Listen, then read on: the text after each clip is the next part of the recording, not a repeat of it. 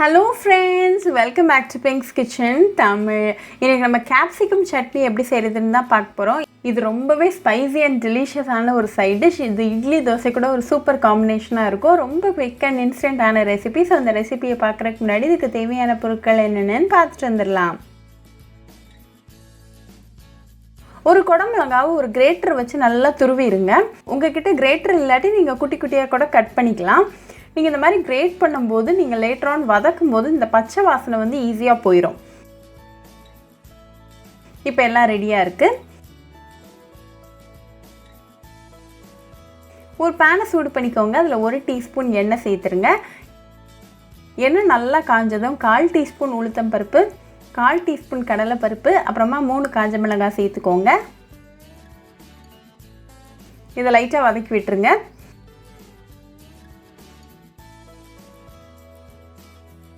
இப்போ இது கூட ஒரு வெங்காயத்தை நல்லா பொடிசா கட் பண்ணி சேர்த்துக்கோங்க. கூடவே 3 பல்லு பூண்டை குட்டி குட்டியா கட் பண்ணி சேர்த்துக்கோங்க.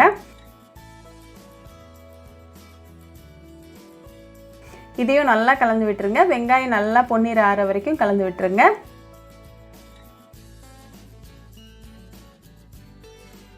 இப்போ வெங்காயம் நல்லா ரெடி ஆயாச்சு. ஸோ இது கூட ஒரு தக்காளியை சேர்த்துட்டு அதையும் நல்லா மிக்ஸ் பண்ணுங்க.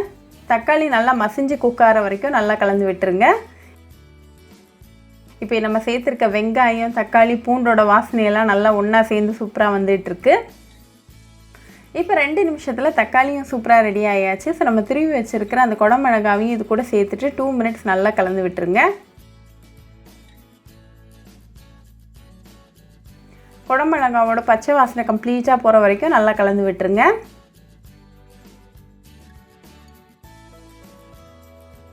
இப்போ கேப்சிகமும் சூப்பராக ரெடி ஆயாச்சு. ஸோ ஃப்ளேம் ஆஃப் பண்ணிவிட்டு இதை கம்ப்ளீட்டாக ஆற விட்டுருங்க. இப்போ 5 மினிட்ஸ் ஆயாச்சு. நம்மளோட இன்க்ரீடியன்ஸ்லாம் நல்லா ஆறி ரெடியாக இருக்குது. ஸோ இதை ஒரு மிக்சர் ஜாருக்கு மாற்றிடுங்க.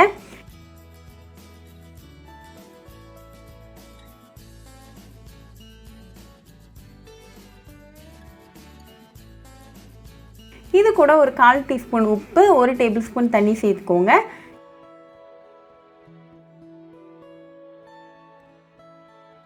இதை நல்லா ஃபைன் பேஸ்ட்டாக அரைச்சி எடுத்துகிட்டு வந்துடலாம். இப்போ நம்ம அரைச்சி வச்சுருக்கிற இந்த பேஸ்ட்டை ஒரு பவுலுக்கு மாற்றிடுங்க. இதை கொஞ்சமாக கடுகு கருவேப்பிலை வச்சு தாளித்து கொட்டிடுங்க. இப்போ நமக்கு சுவையான கேப்சிகம் சட்னி சூப்பராக ரெடி ஆயிடுச்சு. இதை நல்லா சூடாக இட்லி தோசை கூட சர்வ் பண்ணி உங்கள் ஃபேமிலி அண்ட் ஃப்ரெண்ட்ஸ் கூட என்ஜாய் பண்ணுங்கள். ரொம்பவே ஈஸி டெலிஷியஸ் அண்ட் குவிக்கான ரெசிபி. ஸோ கண்டிப்பாக இந்த கேப்சிகம் சட்னி ரெசிபி உங்கள் வீட்டில் ட்ரை பண்ணி பாருங்கள். ட்ரை பண்ணிவிட்டு எப்படி இருந்துச்சுன்னு எனக்கு கமெண்ட்ஸில் சொல்லுங்கள். இன்னொரு சூப்பரான ரெசிபியோட உங்களை பார்க்குற வரைக்கும் பாய் ஃப்ரெண்ட்ஸ். உங்களுக்கு இந்த வீடியோ பிடிச்சிருந்தா லைக் பண்ணுங்க, ஷேர் பண்ணுங்க, கமெண்ட் பண்ணுங்க அண்ட் மறக்காம சப்ஸ்கிரைபும் பண்ணிருங்க. கூடவே பக்கத்தில் இருக்க பெல் ஐக்கானையும் கிளிக் பண்ணிக்கோங்க. அப்பதான் நான் போடுற வீடியோஸ் எல்லாம் உங்க நோட்டிஃபிகேஷன்ல வரும். உங்களுக்கு ரெசிபிஸ் இங்கிலீஷ்ல பார்க்கணும்னா பிங்க்ஸ் கிச்சன் சேனலை பாருங்க. சேனலோட லிங்க் நான் அந்த டிஸ்கிரிப்ஷன் பாக்ஸ்ல கொடுக்குறேன். மறக்காம செக் பண்ணுங்க. இன்னொரு இன்ட்ரெஸ்டிங்கான ரெசிபியோட உங்களை பார்க்குற வரைக்கும் பாய் ஃப்ரெண்ட்ஸ்.